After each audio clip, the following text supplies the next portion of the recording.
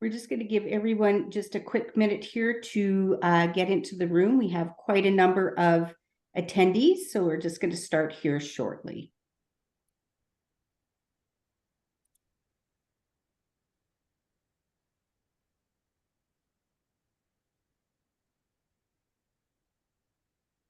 I don't see anyone else yet, Nicole.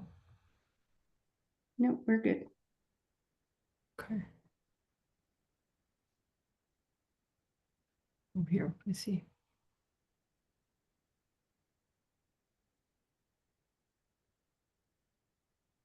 Go ahead, Rika. Why don't you get us started? Yeah, for sure. Welcome, everyone, and hello, and thank you for joining us for today's session, the Indigenous Community Engagement session in collaboration with the Native Studies at the University of Alberta. My name is Rika Enns from the Admin Chapter Committee. I've been with the Chapter Committee for almost 2 years now, volunteering on the side of everything else. Joining me is Nicole Boisvert, and she's the coordinator of member engagement with CPHR Alberta, and we will be your hosts for today's session. I want to acknowledge that we're living and working on traditional territories in Alberta of the many First Nations, Métis, and Inuit, whose footsteps have marked these lands for centuries, including the people of Treaties 6, 7, and 8. If you're joining us from outside Alberta, I invite you to honor the land where you are today. We'll be sending a follow-up email with the recording of the session, and for designated CPHR Alberta members, your CPD hours will be auto-populated within 4 business days. Due to the high volume of attendance of today's session, the chat box is disabled. However, throughout the session, the Q&A box will be open. Please put your questions there, and our panelists will answer as many as possible near the end of the session. Let me introduce today's panelists. So we have Dr. Shalene Jobin, Brent Boisvert, and Jenna Broomfield. They will discuss Indigenous community engagement. And now I would like to introduce our moderator for today's panel, Dr. Matthew Wildcat. Dr. Matthew Wildcat is a member of the Arminskin Cree Nation. He is the director of the Indigenous Governance and Partnership Program and an assistant professor for the Native Studies at the University of Alberta. He is a co-director of the Prairie Indigenous Relationality Network. Matthew also provides governance and strategic advice to various Indigenous organizations and runs the Relational Governance Project that researches how First Nations co-govern organizations with each other. And with that, I would like to turn it over to Dr. Matthew Wildcat, who will introduce our panelists and lead the conversation.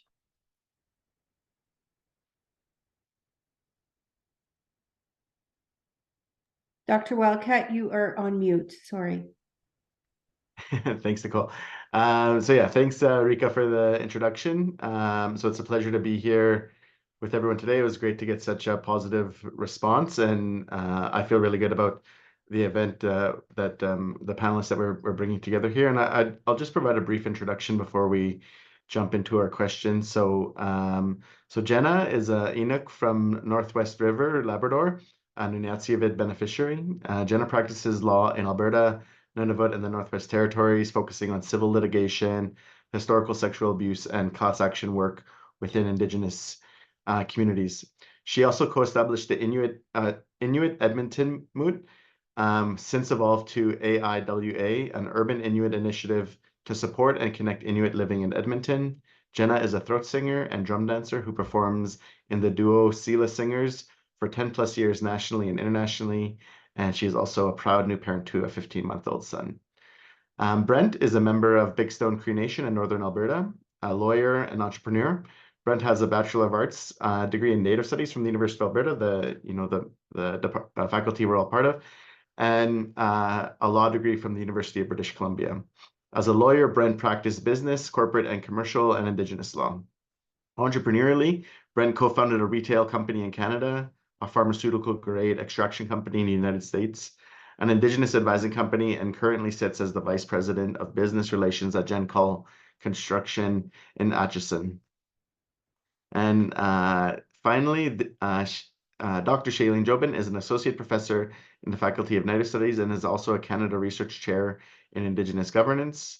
Dr. Jobin is the Principal Director of the Prairie Indigenous Relationality Network, and she is the author of the 2023 book, Upholding Indigenous Economic Relationships, Nahiawak Narratives. Shalene is Cree from her mother, Wet'ney family, and Métis from her father, Jobin family, and is a member of Red Pheasant, Cree Nation, and Treaty 6. And so this first question, it's also going to give all of you an opportunity to introduce yourself a little bit more. And so could all of you tell us a little bit more about your background and some of the things that inform your perspectives on Indigenous community engagement? And maybe I'll start with Shalene, and then we'll go to Brent and Jenna. Shalene Jobin. Hello, everyone. Thank you so much for joining us over the lunch hour. For those of you that are in Alberta and other places, thank you so much.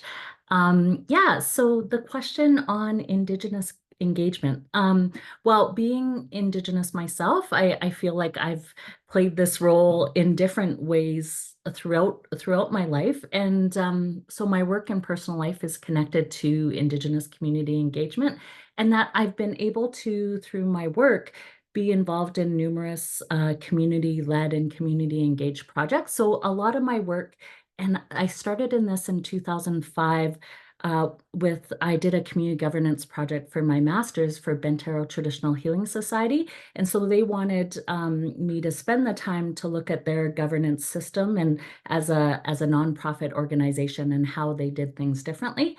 And then since that time, I've been involved in numerous multi-year projects where Indigenous nations talk about an applied governance need, and myself and our teams that we work in support the different communities on a governance related interest. And then also from 2014 to 2019, I led as the academic director, the Indigenous Partnership Development Program. And so this was an initiative between executive education and the Faculty of Native Studies to take leaders and executives through 3 months of training. So it was about a day and a half a month, and to look at how executives and organizations can develop good relationships with Indigenous peoples and Indigenous communities. And so that was a really exciting project. And through that, we got to develop custom programs for different businesses and organizations on how to help them in a tailored way develop these good relationships. Thanks, Shalene. Go ahead, Brent. Thank you again. Thanks very much for the introduction. I come from, my perspective will come from that of the VP of Business Relations at GenCall Construction, and primarily responsible for the Indigenous relations at GenCall. So I think that we're talking about meaningful community engagement. I think the foundation of meaningful community engagement with an Indigenous community is trust. I think that earning trust takes time, consistency, transparency. I believe the key to understanding why trust is not readily given lies in the history of Indigenous relations in Canada. I think it's next to impossible to respectfully and effectively engage with an Indigenous community without knowing their history. I don't think engagement shouldn't be done off the corner of a desk or taking a weekend course. I think initially if someone is looking at engaging with an Indigenous community, long before you engage with the community, you need to do your due diligence. Develop an understanding of the community before you interact with them is crucial. Respect the ongoing impacts of colonialism. I think the Indian Act is still very much constrains the lives, opportunities of Indigenous peoples. Respect the history that the community has with the land around them. Respect the cultural differences as well. And I guess lastly to that, also recognize and have regard for the rights of the community and the Indigenous peoples that live within the community. It takes time and energy to earn the trust of Indigenous peoples and Indigenous communities, but it's very rewarding. Thanks, Brent. Jenna, do you want to jump in on this question? Jenna Vunga, Labrador Mute, Northwest River Mute sa Yaoyunga. Amiana Ilinia Tuinakuna Inuktitut. I'm Inuk from Northwest River, a small community in Labrador. My family names are Broomfield, Michelin, Palliser, and we're not 100% sure about my other grandfather, but he's a white man. I believe the majority of things that inform my perspective on community engagement are based on how I was raised and the things that we did in our own community, or the things that we were missing in our own community. I have lived in Treaty 6 territory for approximately 15 years now, and I continue to bring the things that I've learned back home here. However, I would like to say that my learning is ongoing and my perspective evolves little by little as I grow as well. I believe that many of us have multifaceted experiences within community engagement, and they almost always will intersect with the positions that we're holding at the time. For example, some people would likely expect that I engage with community from a professional position with my work as a lawyer, or I engage from an organizational position with my work as a volunteer in our community for Inuit Edmonton Mute, which is now AIWA. Or that I engage from an entertainment perspective when I'm throat singing and performing, or that I would engage from a personal position when I'm just out in community on my own. However, I can never really take any of those hats off, because I've learned how to engage in community in all of those ways. And although the engagement is held in place by my upbringing, I find that the structure is there in learning how to engage within my own community. So when I'm engaging in community, I'm taking all the things that I've learned, but I will always have that base from the way that I was raised in my community. That will always help inform me. However, that's not always going to help everybody who is looking to find out how to engage with community if they're not from our communities. And so in thinking about those things, I still think that no matter where you come from, you're always going to have a structure beneath what you're learning currently today in your professions and with your experiences. And I think that when it comes down to it, in your own communities, you learn respect. You learn, to ensure that you're being mindful of other people. You're ensuring that you're understanding the history and the background of where you're coming from. And I think those things can be brought into each community that you enter into. And it'll be very, very important to utilize that structure when you're learning and engaging with community. No, I really like that. When we were preparing for this event, one of the things that really kind of struck me, I forget exactly who mentioned it, but was, all of you as panelists, you've both done community engagement, but then you've been part of communities that get engaged, right, from governments and organizations and other entities, and so you're all in a really unique position here. Can you describe a recent community context you've worked in, and just reflect a little bit on what's joyful about the work of community engagement, and then what's challenging about the work of Indigenous community engagement? Maybe why don't we start with Brent this time, and then maybe Jenna, and then Shalene. Yeah, thanks, Matt. And again, I'll come at this from a Gen Call construction perspective, and the engagement work that with First Nations communities that I do here. So recently, our team at Gen Call finished building the elementary school at Saddle Lake Cree Nation. Prior to construction, it was a 2-story, 350 student facility. We attended a pipe ceremony and groundbreaking ceremony, which was quite the honor to be invited to. During construction, we allocated over 44% of the project hours to Indigenous trades and local Indigenous community members, with two of the members joining our apprenticeship program. We also invested over $900,000 into local materials and equipment from Indigenous trades and businesses in the area. I think demonstrating a very comprehensive community engagement and partnership approach. Further to that, we also attended many events within the communities, from powwows to rodeos.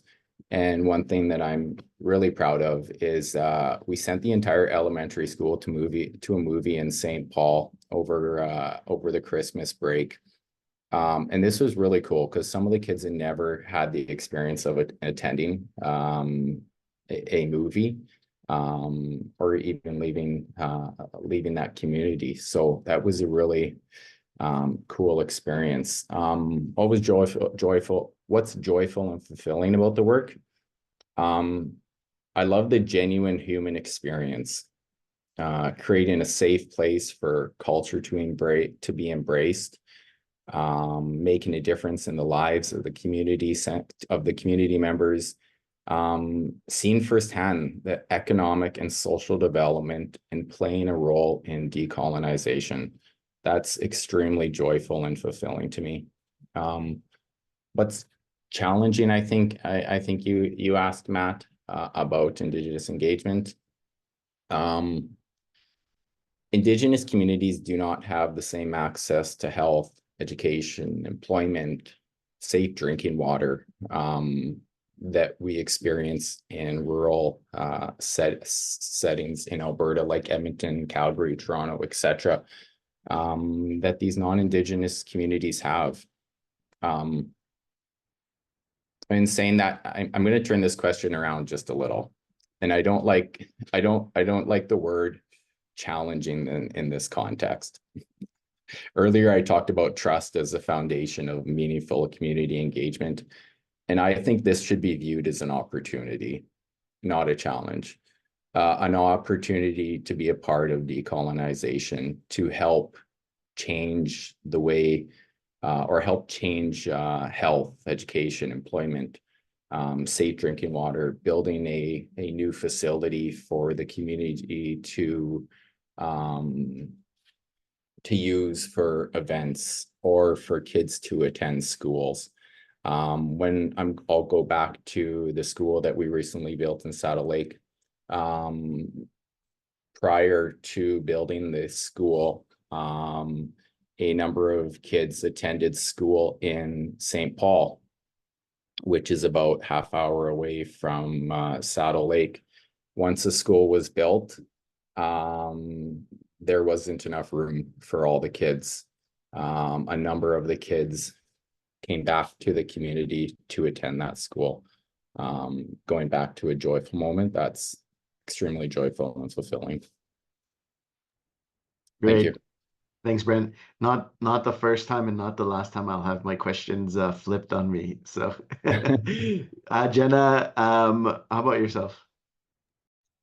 I'd like to start with a joyful. I think personally, some examples of when community engagement, Indigenous community engagement can be joyful. From my own perspective, it's often when we're doing things from the grassroots up, when it's community led. So for example, when we're doing work with Inuit Edmonton Mute, which is now again evolved into AIWA, thanks to my cousin Janine. And I think we were actually, me and my cousin were just reflecting on this the other day when we went for a walk, and we were talking about how the things that are joyful is when we are starting things out from our own perspective. We're speaking with our own community members.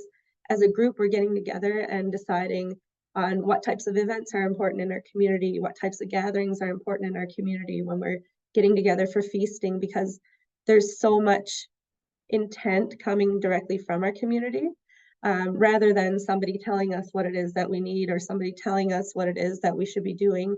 I just think that those are just very joyful experiences for us. As well, when we're engaging in community, another joyful one for me is when I'm performing within our community, because I'm able to exude my pride for my community and engage with other people in a way where it's generally pretty well received, as opposed to when we're having difficult conversations with people about community engagement. It often makes people feel a little uncomfortable, or they're not really sure how to engage with it, so they're looking to us for answers.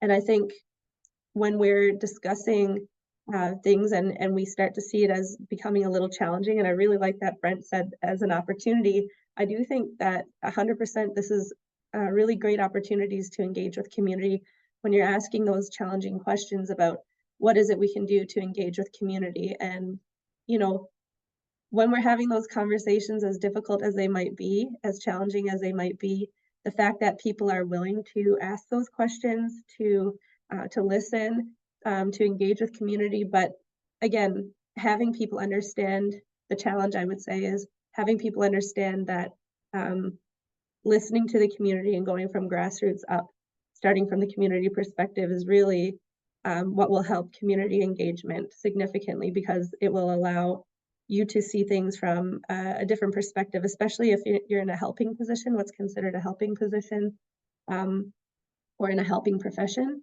of any sort, to see what it is the community members are asking for, rather than telling community members what it is they need. No, that's really, you know, I get that sense all the time from people of, you know, people don't want to say the wrong thing, right? And then what happens is people start to get this relationship where they're like, can you tell me the right thing to say, or can you tell me, you know, what to think? But it needs to be more than that, of course, because if it's just a one-way relationship of like, okay, I'm going to give you the answer all the time, what happens when an Indigenous person is not around? But it also it doesn't allow people to take on that responsibility of being able to think, you know, creatively and critically about what to do in different contexts, right? And so I think with Indigenous community engagement, part of it is people taking on that responsibility of like, okay, I'm going to take ownership over having an awareness and an understanding of this, and developing my own thoughts and my own positions about it. You know, of course, always in relationship with Indigenous peoples, but there has to be some personal responsibility as well. So, Shalene, if you think of it, it's not Yeah. it's not really consistent with our communities to tell somebody what to do, right? Yes, We absolutely. like Yeah. to work with you, to maybe guide sometimes, but we like to work with people in collaboration as opposed to just telling you what to do. But yeah, no, it always kind of has, you know, there's always these kind of deep respects for people's decisions. And so, yeah, I agree. Yeah, that, you know, I think part of what Indigenous peoples are asking is not just to let that we're listened to, but that people develop their own, you know, their own competency in the area, right? So, Shalene, how about yourself? Yeah, for Joyful, well, one thing I love is I get to teach, and so it's so cool to work with Indigenous and non-Indigenous students to really see the light bulb turn on, to realize the historical implications of why things are the way they are, and also the creativity and how to move forward. Another joyful part is, for example, I'm partnered right now with Red Earth Cree Nation, and they're a Treaty 5 community in Saskatchewan. And so we applied for a Tri-Council research grant, and this project was really community-led. And so there's these differences between community engaged and community-led. And so for me, I'm interested in thinking through those differences. And so one of the things they led was an elders gathering to look at governance and what governance revitalization means for the community, guided by the elders. And so the funding from the research grant helped support a major part of it. It was videotaped by a local videographer, and it was all done in Cree, because that 90+% of the community speak Cree. And so so I'm still learning my language, and so I understood maybe every 10th word, but it was so cool to see the elders, their knowledge put forward as what was said was important, but also in how it was facilitated, that knowledge was actually upheld in really important ways. And so it's kind of cool to see, you know, research being flipped in different ways. In terms of challenges, a few years ago, an organization contacted me to connect them with an elder, and, you know, National Indigenous Peoples Day is coming up. And so there'll be a lot of organizations that perhaps want an elder or an Indigenous person to perhaps do different events or do different things. And so this organization and this person had attended some training where they saw I had worked with this elder, and yeah. And so I contacted the elder and told them what I knew about the event and the organization, and they said, sure, pass on my name. And so I did. And then after the event, I heard back from the elder that they were disrespected during the event. It was during winter time. There was a big snowstorm. They made it there, not good directions, not good instructions on parking.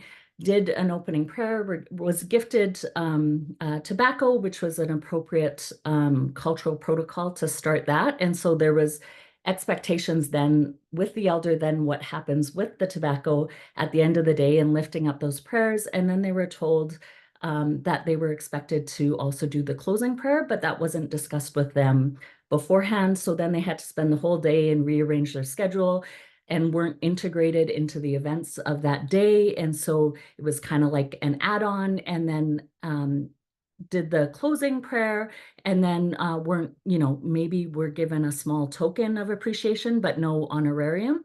And so this was something that we'd been talked about in the training, but it didn't articulate into real action. And so, lots of learnings for me. One, if I'm introducing people to my contacts, then I almost have to play an intermediary role so this doesn't happen in the future. And things that get taught, sometimes people need actual instructions of like step by step. Okay, what do you pay your keynote for this event? If this elder is coming for 8 hours and they have different cultural protocols that they're expected to do before and after the event, what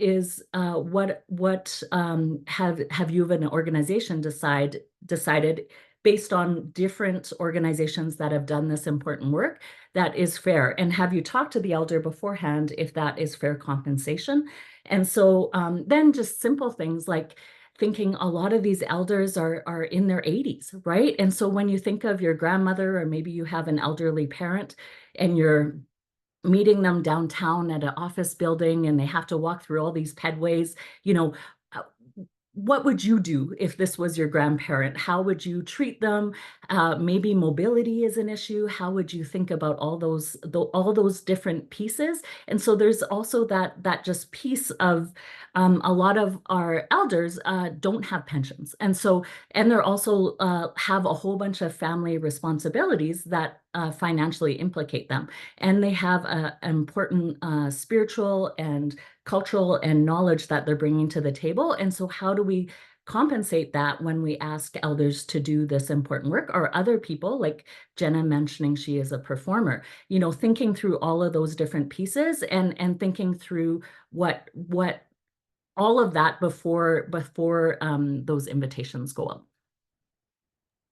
Absolutely, Shalene. I'm thinking about one of the elders we work with who actually often asks to be paid in gift cards to grocery stores, and part of it is because of she's supporting a wider family, right? And it facilitates for her ability to to help out her kids and her grandkids. So yeah, and just with that, some people, that's how they might prefer, and some people might prefer cash. That doesn't happen in 2 months, that happens on the day. So having conversations beforehand is key. Well, I would even compare the same thing if you're doing any contracts with anybody, and I can say this as an example with performances, as you brought up, Shalene, that it's quite often, especially around Indigenous Peoples Day, when you're interacting and engaging with Indigenous community, when things come up that would benefit, let's say, a larger institution to have somebody come in and perform, to have somebody come in and speak. Unfortunately, on the other end, it is quite often that you find situations where people are not being paid or compensated on the day of. It is 2 months later, it is a week later, and not everybody is in the position where that's a comfortable situation for them. At the same time, if you think about having anybody else come in to be a speaker outside of Indigenous communities, the expectation is when you set a contract that the payment will be fulfilled at the end of that performance of that act. So it is just being consistent within your work with Indigenous communities as well. Don't expect that you will be able to maybe not treat Indigenous communities the same way that you might treat other people. That's really important to take into perspective as well. Mm-hmm. That segues I think quite nicely into the next question here, and maybe Jenna, I'll have you start off. Is how do you think relationship building looks similar to non-Indigenous contexts, and where does it look different from non-Indigenous contexts when it comes to Indigenous engagement? I mean, I can only speak from my perspective, from my community experience. I don't really know what relationship building looks like from a non-Indigenous perspective, because I'm not non-Indigenous, but I have observed it. And the things that I see which are different, I gave one short example there. I just find that in our communities, for example, relationship building is very important. Getting to know somebody is very important. In the work that I do as a lawyer, for example, the one benefit of being an Indigenous person working within Indigenous communities is that there's not the necessity to have to over-explain yourself when we're working on files that have to do with your community and your background. Generally speaking, I've already done some research if I'm not as familiar with your community. Generally speaking, I've already spoken to you several times to get to know you as a person better, rather than just jumping into the information that could possibly be very traumatic, especially with the work that I do. And kind of building up that rapport with somebody. Further to that, when you already come in with a bit of an understanding about somebody's history, especially regionally, understanding a little bit more about the things that have happened in that region, you are able to kind of forego having those uncomfortable explanations, which are basically education tutorials. People having to say, okay, well, this is what happened in my community, and this is how long it happened for, and let me tell you a little bit about this, rather than already having somebody gone and done that research on their own to do that work with that community. So I think it kind of lifts a little bit of weight off of somebody's shoulders to not have to educate somebody about things when that information is generally readily available for most people, especially nowadays. Maybe in the past it was a little more difficult, but if you are engaging in community, you have to recognize that from many of our perspectives, I won't say everyone because I can't speak for everyone, but many of our perspectives, the relationship building, that preparation, that entering into something, not expecting us to do all the work for you when we're trying to work together, whether that be in law, whether that be in performance, whether that be in education, academia, what have you.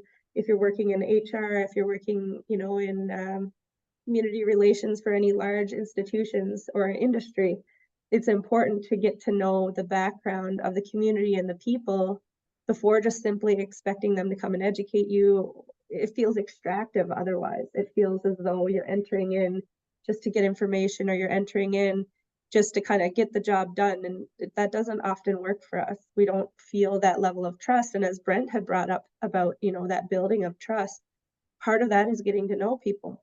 It's so common for all of us to have experiences growing up just going into other people's houses for tea, just going into other people's houses to have a chat and get to know somebody. When new people come into our community, we go and we visit with them. Visiting is important. So, not every situation will allow for that, but there needs to be some consideration for relationship building. It's not an in and out. It's not a quick in and extract. That's not going to work for us most of the time.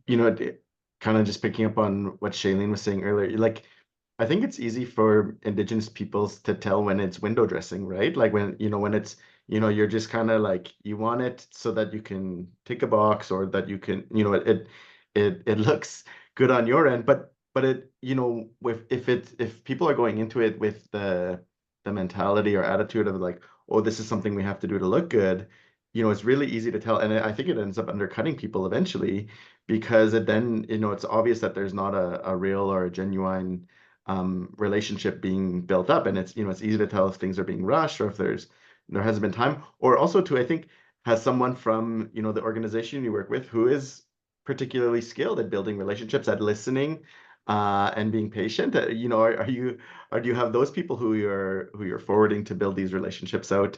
All these things matter. So, Brent, how about yourself? How do they look different than the different contexts? Yeah, I think from a similar perspective, I think trust is integral part of any relationship, non-Indigenous or Indigenous.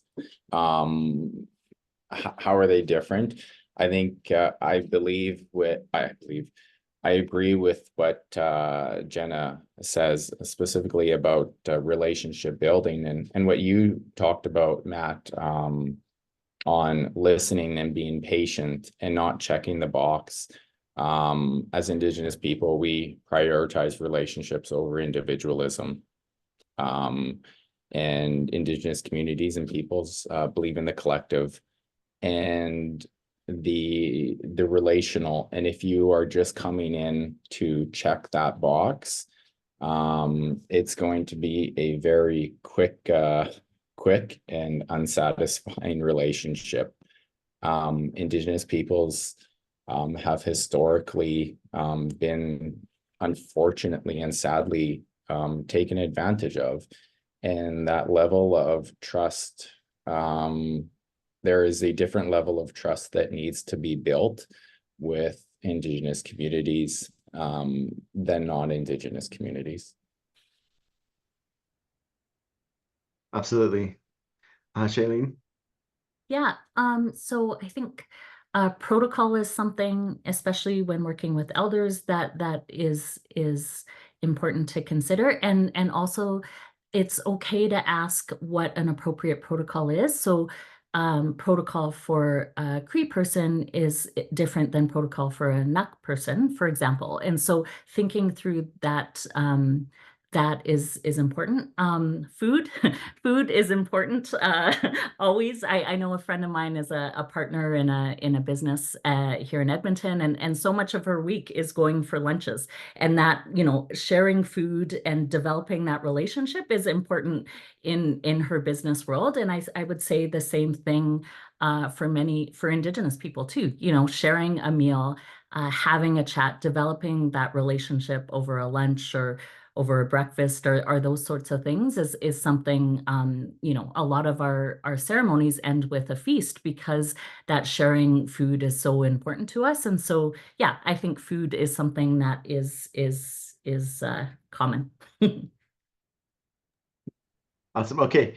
You know, we're starting to, we have one final question and then we'll transition over to the Q&A. And so I just, you know, please feel free to write your questions in the Q&A form, kind of in advance of the Q&A session opening up. I see there's a lot of people, you know, already commenting and providing questions, and you know, we won't be able to get to everything, but we'll definitely pick out a few questions here. So, you know, I'm wondering if everyone could just provide with one final takeaway about what competency in Indigenous community engagement looks like. You know, just as a kind of, you know, a final thing to leave the audience with before we start into the Q&A. Who do you want to start, Matt? Good question. Shalene, I think you volunteered yourself there. Okay. So, So I would say Indigenous learning is one thing I'd want to leave it with. And you know, like Brent said, it's not just like classroom learning. Indigenous, when I'm talking about Indigenous learning and how it can be multimodal. So Indigenous learning can be, you know, online classes, doing the research beforehand, classroom learning. And it also can be ways to turn the head knowledge into heart knowledge. You know, sometimes a few years ago, blanket exercises were really important. I think a watershed moment here in Edmonton was when the last TRC gathering event happened and people actually heard real stories of residential school survivors, so that heart knowledge. But then also it's also relationship building. So actually having relationships with Indigenous peoples, building that trust that's talked about, and then action oriented. So it's great to learn stuff, but in our own spheres of influence, how are we doing something about it? And how is our organizations doing something about it? And so, you know, there's the calls to actions, there's the United Nations Declaration on the Rights of Indigenous Peoples. How is consultation being done in your organization? And Brent talked about this in the first answer, and I just want to go back to it. Procurement, you know, 5% of the population is Indigenous. Is 5% of all your procurement strategies Indigenous owned companies? Employment, is 5% of your organization Indigenous at each level of the organization? Are 5% of board members Indigenous? And so, Yeah, and equity, you know, in business relationships too. Like, how are we thinking about equity in that? And so those are some ideas that I think are kind of wise practices. Awesome. Thanks, Shalene. Brent, maybe I'll turn it over to you here. All right, thanks, Matt. I think that if I would provide a takeaway, it's honest, true, trusting relationship building. And I think that being sensitive to the community's traditions and cultures, Shalene talked about it at the a few moments ago about providing protocol, understanding, doing your research about the community prior to, in order to understand how to approach the community. Some communities in Northern Alberta, a protocol is to provide tobacco.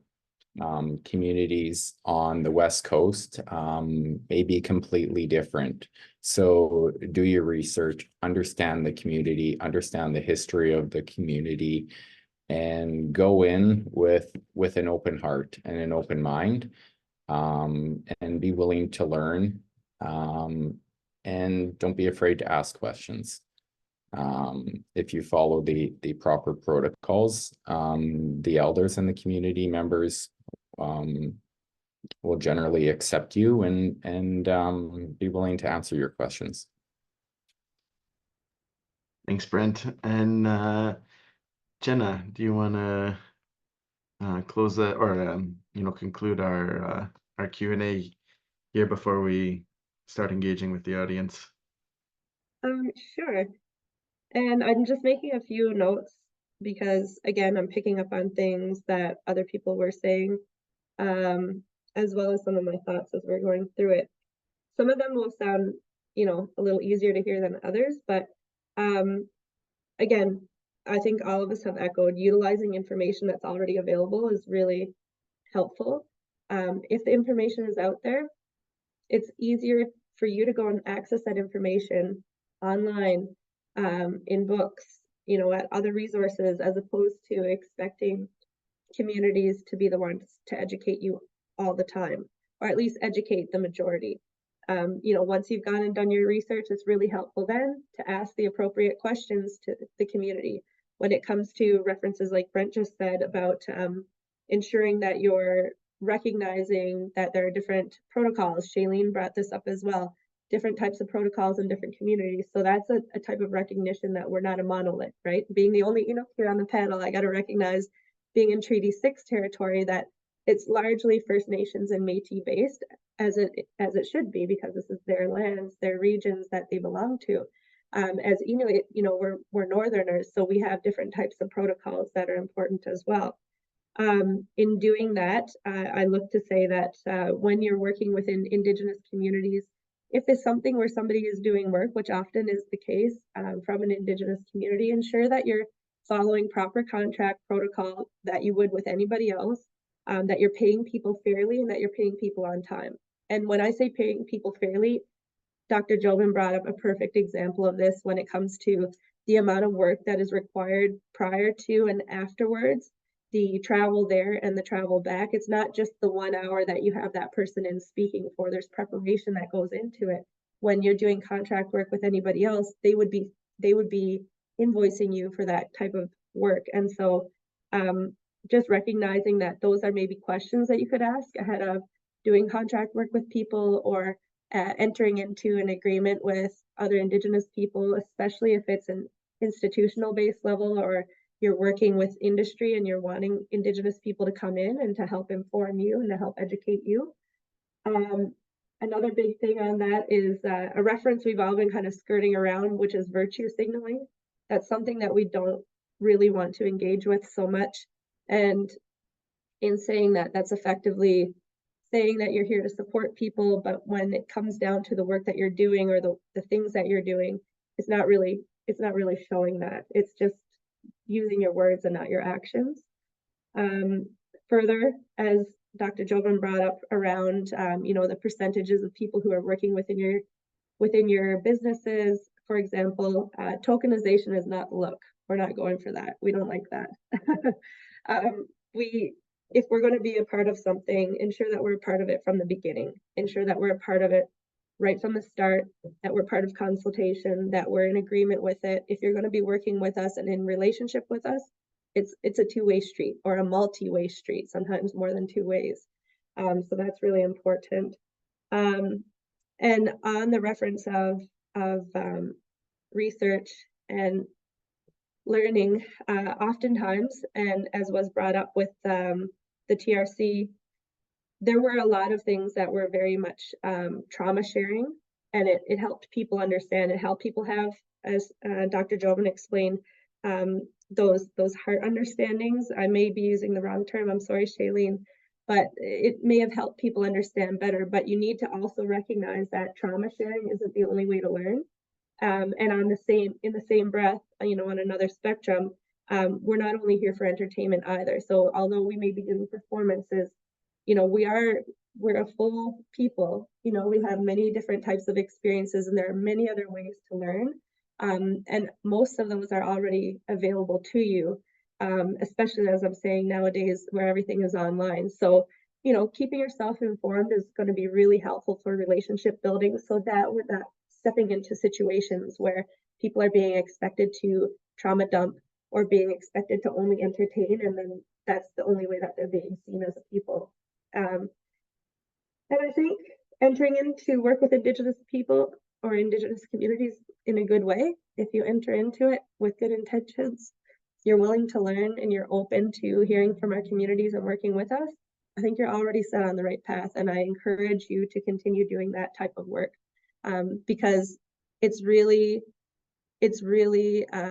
heartwarming when we have people come into our communities and want to work with our communities, when people are willing to learn, willing to be humble, willing to interact with us and get to know us and build those relationships. So I hope everybody has those big plans coming up in the future. Well, that's awesome, Jenna. Thanks. Okay, so I'm really happy the Q&A form is doing super well. We have there's two big threads that I can see within the Q&A form. So there's one around protocol, and then there's, I think, Jenna, your provocation of do some research beforehand. There's a whole bunch of questions around that. So maybe let's start with I'm just going to ask a general protocol question. So, and maybe I'll actually put something out there to the panelists, and I think, again, there's a concern always that your people are gonna say the wrong thing or do the wrong thing. When it comes to protocol, I think people can ask very plainly, what protocol would you like me to follow as we start our relationship, or as we start this project? And I would also add, because I think there may be a humility on the part of some people to not bring up honorarium. If the person you're working with doesn't bring up honorariums, bring up honorariums. But that is your responsibility to bring that up, and with the person as a part of asking what appropriate protocol looks like in this situation as well. So, Shalene or Brent or Jenna, do you have anything to add to that thread? Yeah, I would say sometimes there is an intermediary where you can work through the intermediary who has that personal close relationship. But when there's not, I say definitely, having those questions beforehand, before the elder agrees to do something, is really important. And just, as a personal example, I had asked a lodge holder to do a pipe ceremony recently, and asked in terms of honorarium and then protocol. And this pipe carrier doesn't accept prints as part of their lodge, which is very common for other people in this area. And so, that was something that was super helpful for me to know. And so, it is having those conversations beforehand is really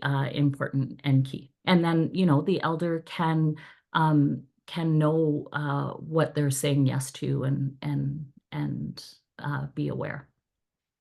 And I think further to that, Dr. Jobin, is the elders will correct you or provide you with information if they require more.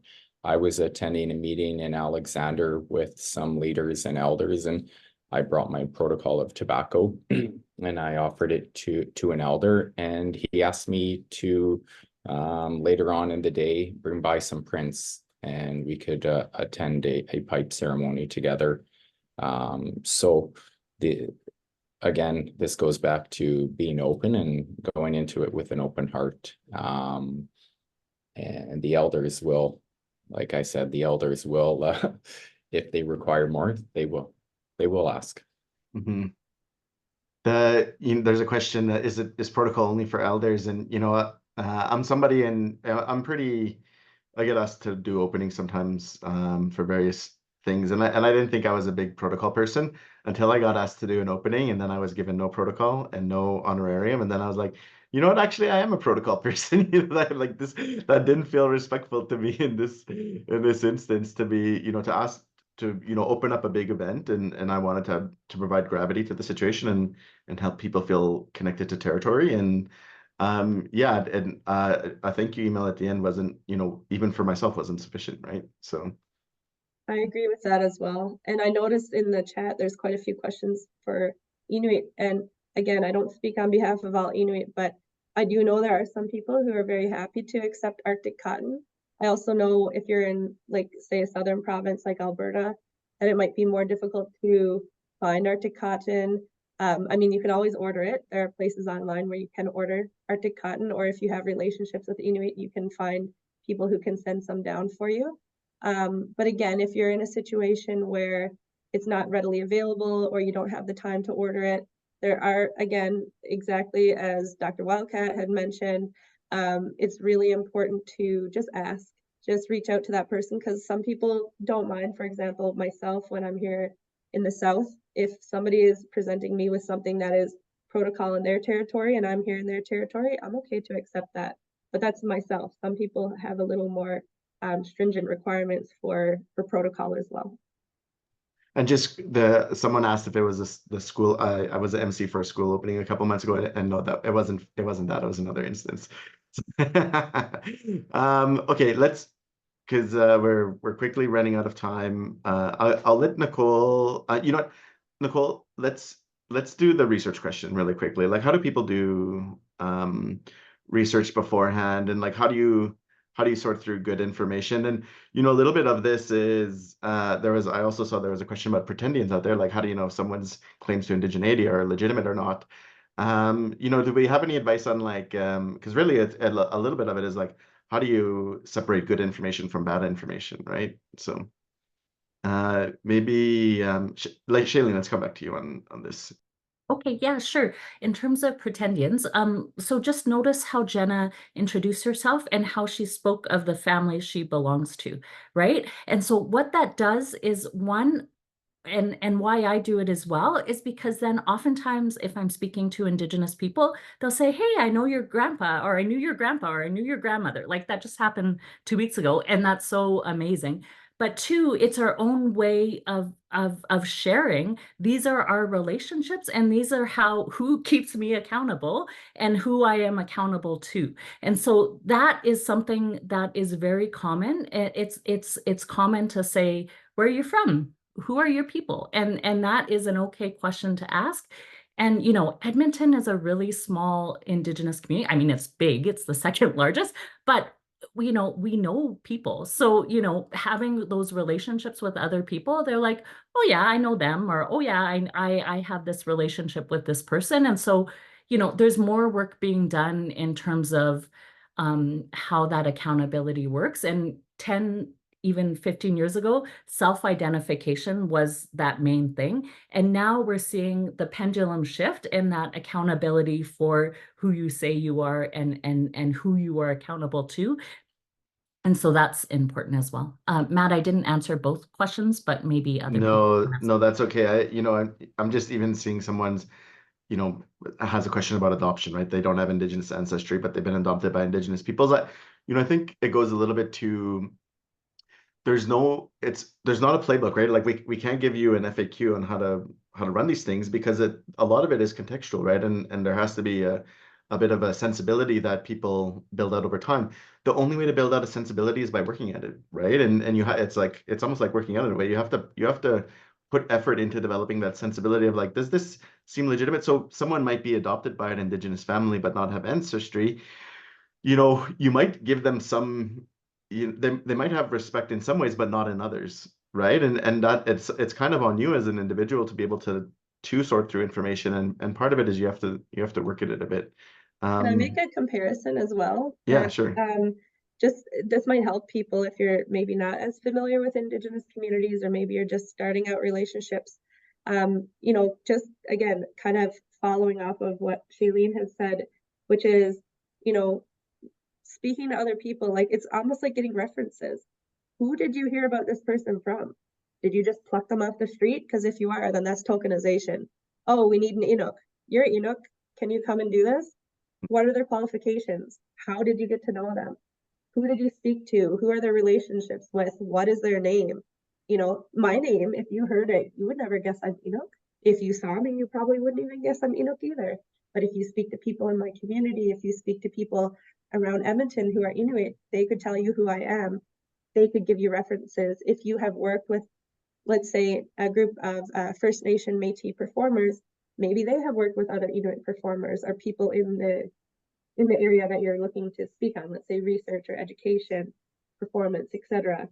So look at it the same way you would with anybody else. If you're having a speaker come in and speak about firefighting, you're not going to pluck somebody off the street because they said that they're a firefighter.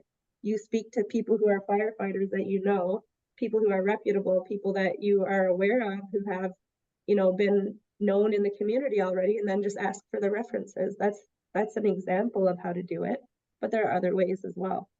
Mm-hmm. Sorry, Brent, just before you jump in, Nicole, did you have anything burning you want to ask people? We're 3 minutes away here from closing up, and we still got other closing items to take care of. So yeah, I think the one thing, and I was seeing that as kind of a stream in the Q&A as well, and Jen, I think you touched on it a bit there as well, is that there's fear of reaching out inappropriately. So I think that sometimes stops individuals from doing so, because they maybe don't necessarily have a relationship or know who to reach out to. I see that as a bit of a stream, and even for myself at times where I'm not familiar with the community, I can do the research, but I'm still not sure who to reach out to or how to. Is there any suggestion for that really first step, so that we're not doing it out of paralyzed, fear, right? Is there anything, because I'm seeing that as part of the Q&A here. I mean, none of us bite. Yeah. And I think all of us will be really happy to, if you're coming to anybody with a respectful question, again, if you're coming, hey, you're being rude about something, nobody's going to receive that well. It doesn't matter where you're from. But if you are coming in respectfully and you're just saying, hey, I don't know who to reach out to, can you help me out? Most of the time, we're pretty happy to help. But deciding on where you're going to reach out first, it would depend on what you're doing. So for example, if you're working from industry, if you're working in academia, reach out to people who are in academia, reach out to the universities, for example. That might be a good stepping stone. If you're talking about, you're in industry and you want to make sure that there's representation around like June 21st, that's a big thing that's coming up now. Maybe reach out to one of the industries that had performers last year. It's pretty easy to find. Do a quick search on Google in the area, see who they reached out to, and maybe they can give you some references on who they spoke with around performances. If you're looking at who to reach out to for elders, again, online is an amazing tool. You can see who some of the elders in the community around the area who've been doing some work. Most of them have their own emails, or maybe you can reach out to who had engaged with them and say, hey, can you maybe put us in contact? That's a good starting point. And they're very simple, basic processes. And the only thing is, just as long as you're being respectful to people, don't worry too much about us coming back snappy or anything. Yeah, I guess further to that, and you make a really good point, Jenna. Be respectful. And there's been times when I've had to call the band office and say, Here's who I am. I'm a First Nations person. I'm from Big Stone Cree Nation. Here's who my relations are. I really love what you said, Dr. Jobin, around that. And here's what I'm looking to do. And could you please put me in touch with the right people? And the administration will generally help you out. Okay, we're more or less at the end here, so I just want to do a quick for people interested in further learning. I just want to share briefly. This is some of the courses offered by the Faculty of Native Studies and Continuing Education. This link will be sent out, but yeah, if you just search, we had a key. Sorry, I think if you search Native Studies Continuing Education, it is the first site that comes up, but you'll see it. It's University of Alberta, and I'm just going to turn it over now to Rika to close this here. Thank you. That was very well done, actually. Thank you so much. On behalf of myself and CPHR Alberta, I would like to thank our collaborating partner of this event, the Native Studies at University of Alberta, and Brent Boisvert, Dr. Matthew Wildcat, Jenna Broomfield, and Dr. Shalene Jobin. Thank you for sharing your experiences. Great conversation. Thank you everyone else for attending to today's session. We hope you found it informative and encourage you to reach out to the University of Alberta Native Studies Department if you have any further questions or comments. Just a reminder, you will receive the post-session recording of the session, and I think, Matthew, you just mentioned the link will go out as well. Your CPD hours will be auto-populated within the next 4 business days, and that brings us to the end of today's session. And we'll close it out with that. Thanks everyone for your attendance, and go Oilers go tonight.